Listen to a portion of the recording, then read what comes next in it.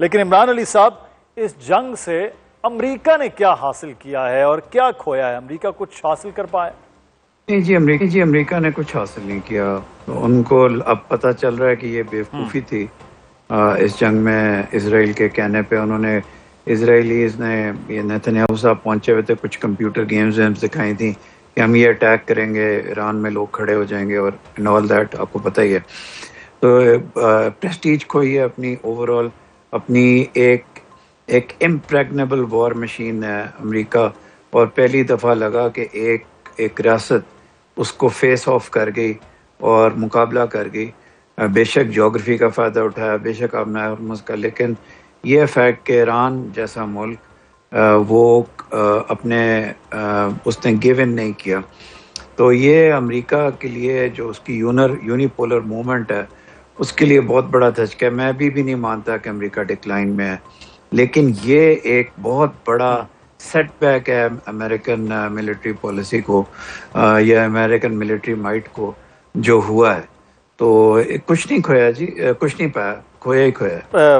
اس میں پھر ایران نے اپنی قیادت کی شہادتیں تو کھو لی ہیں. اویس توحید صاحب، ایران کو کیا حاصل ہوگا؟ اسپیشلی حاصل ہونے کے ساتھ ساتھ جو مڈل ایسٹ کا نقشہ ہے اس تمام تر مذاکرات کی کامیابی کے بعد، وہ بدلے گا؟ ایران ایک پاور کے طور پر مزید سامنے آئے گا کھل کر؟ کیا ہوگا؟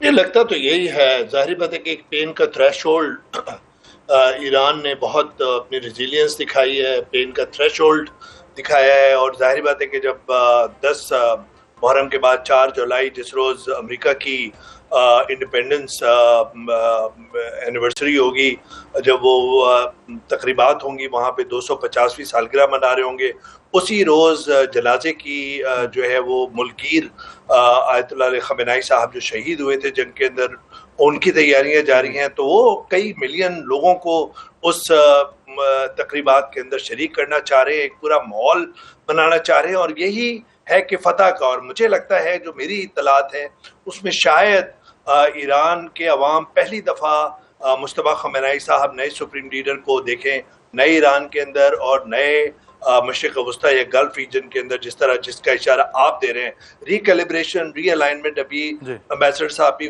فرما رہے تھے، وہ تو بالکل سامنے، اٹس رائٹنگ آن دا وال. سیکورٹی امبریلا بریچ ہو چکی ہے، فریکچرنگ اس میں ہو چکی ہے امریکہ کی، اور ان کے جیو اسٹریٹجک انفلوئنس کو بھی دھچکا پہنچا ہے.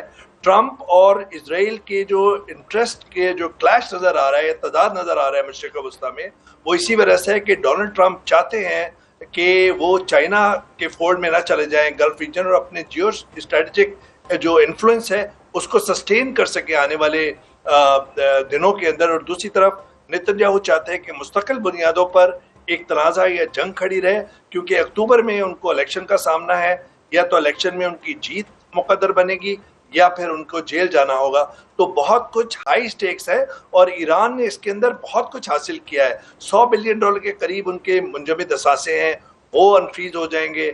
آئل اور پیٹرولیم جو پروڈکٹس ہیں ان کی اجازت مل جائے گی، اقتصادی پابندیاں اٹھ جائیں گی. نیوکلیر ڈیل وہ اگر پہلے بھی کر رہے تھے تو ان کو اس میں بھی کوئی قباحت نہیں ہوگی. میں سمجھتا ہوں کہ اس کے اندر بہت بڑی جیت ہے، اور اسٹریٹجک وکٹری کہہ رہے ہیں ایون مغربی مبصرین بھی ایران کی. لیکن ایران کو یہ سمجھنا ہوگا کہ اس کو بھی ذمہ داری اور اس میمورنڈم آف انڈرسٹینڈنگ کی پاسداری کرنی ہوگی.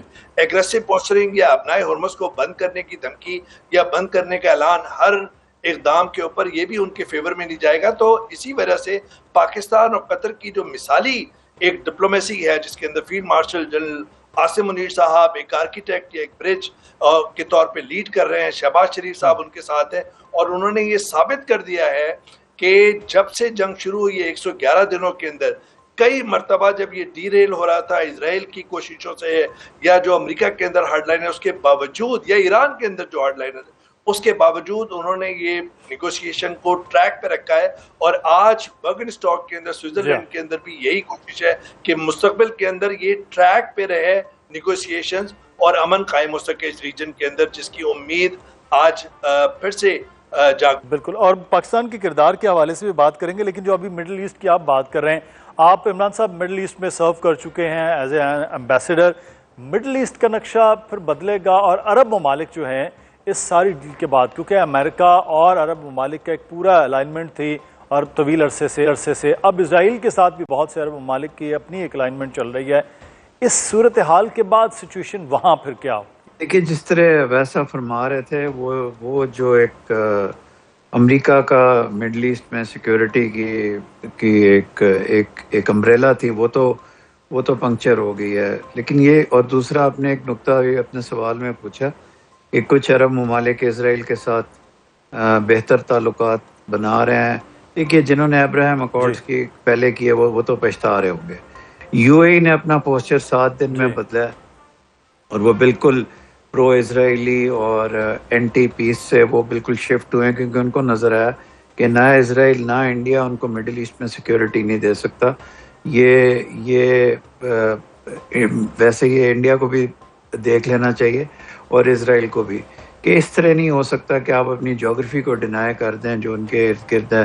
سعودی عربیہ سے لڑائی کو وہ ایک ایسی سمٹ پہ لے گئے تھے جہاں سے واپس نہیں آ رہے تھے. آئی تھنک یو اے کو بھی احساس ہوا ہے، اور مڈل ایسٹ میں اسرائیل کا اگر کوئی اور آپس میں ان کی لڑائی نہ ہوئی، ایران کو بھی جس طرح ویسا فرما رہے ہیں اپنا ہینڈ بہت زیادہ پلے نہیں کرنا چاہیے. ایک تو یہ آپ نائے ہرمز پہ بات صحیح ہے، اگر آپ روز گھنٹوں بعد یہ تھریٹن کریں گے بند ہوگی تو لوگ آپ کو سیریسلی لیں گے، اور میرا خیال ہے ایرانی بہت شروڈ ہے اس میں. پھر ان کو کسی نقطے پہ نا بالکل بیٹھنا نہیں چاہیے. وہ بہت ہارڈ بارگیننگ ابھی بھی کریں گے، لیکن ان کو یہ سوچنا چاہیے کہ اس کے پازیٹیو نیگیٹو دیکھیں اور ایک جگہ جا کے رک جائیں. انہوں نے بہت اچیو کر لیے. تو یہ جو اچیومنٹ ان کی ہے اس کے بعد دیکھتے ہیں کہ وہ اگلے 60 دنوں میں جو آپ نے سب سے آغاز میں کہا کہ یہ سب سے زیادہ امپورٹنٹ ہے اس میں. لیکن ایک چیز جو ٹرمپ نے سوال اٹھایا اویس توحید صاحب کہ ایران جو ہے وہ یورینیم انریچمنٹ مغرب سے بہت زیادہ آواز ہے کہ کیوں وہ کرنا چاہتا ہے، کیونکہ ایران کے پاس نیچرل ریسورس میں وہ دنیا کے چند ان ممالک میں ہے جس کے پاس قدرتی گیس بھی، پیٹرولیم مصنوعات بھی، اور ایران یہ کہتا ہے کہ وہ سول مقاصد کے لیے ہیں، وہ لوگوں کے لیے وہ کرنا چاہتا ہے. تو وہ کہا یہ بار بار ان پر الزام بھی ہوتا ہے، شک بھی ہوتا ہے کہ وہ بم بنانا چاہتا ہے.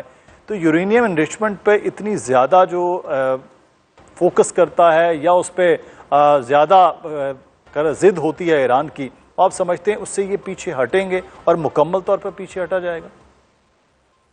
جی بالکل، میرے خیال میں تو اس میں کوئی آر نہیں ہوگی. آج مسعود پزشکان کا جو ایرانی میڈیا میں جو بیان آیا ہے اس کے اندر بھی یہ کہا ہے، اور اس بات کو آپ بھی جانتے ہیں، ایمبیسڈر صاحب بھی اور ہم بھی، کہ 2003 کے اندر جو شہید آیت اللہ علیہ خامنہئی صاحب تھے، انہوں نے ایک فتویٰ دیا تھا کہ نیوکلیر ویپنز یا نیوکلیر بام نہیں بنائے گا ایران. اس کے بعد 2015 کے اندر اوباما ایڈمنسٹریشن کے دوران 20 مہینے کی کوششوں کے بعد ایک نیوکلیر ڈیل ہوئی جس کو خود ڈونلڈ ٹرمپ نے اس کو ختم کر دیا اور سینکشنز امپوز کر دی ایران پہ.